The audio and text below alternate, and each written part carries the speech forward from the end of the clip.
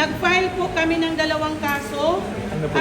Una, plunder, 3019, violations of 3019, violations of RA 6713, violation of the Constitution, violation, maraming violation. Pakibasa nyo na lang po ang aking detailed na complaint. Kasama ko po ang mga kaparian ng Diocese ng Roman Catholic ng Diocese ng Tandag, mga kaparian, in our own individual capacity. May isa ding lawyer na from Surigao del Sur.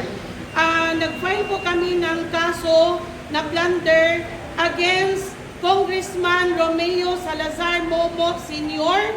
na kasi napakasakit po.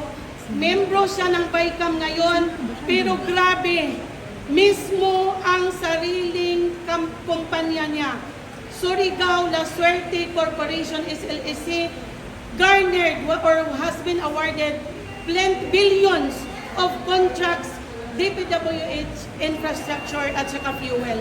Meron din pong sa mga local government units, pero magpa-file po kami by January kasi po hindi ko natapos. Ako lang po kasi, actually sa amin sa Surigao del Sur, ako lang.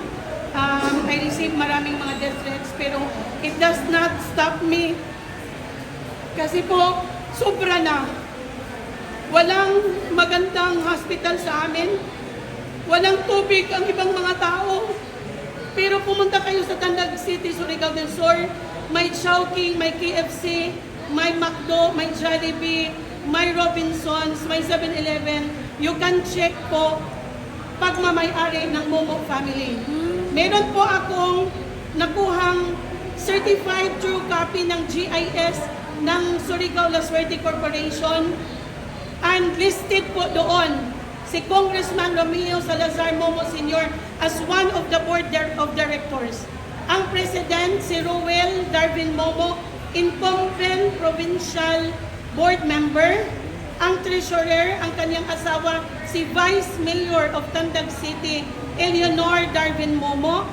Then, ang kanilang corporate secretary, ang ex-officio provincial board member na Liga ng Barangay President, ang kanilang anak na si Melanie Momo Bono. Then, board of directors, yung ibang anak niya at saka yung isang apo. Nakuha po namin sa SEC 2019, yung paid up capital is 10 million muna. But he was the director and he was already a sitting congressman at that time kasi CWS siya. Then, noong 2022, naging 60 million ang paid up capital niya ng SLEC. Alam niyo po ba kung magkano ang paid up capital ng SLEC 2023? Andito po,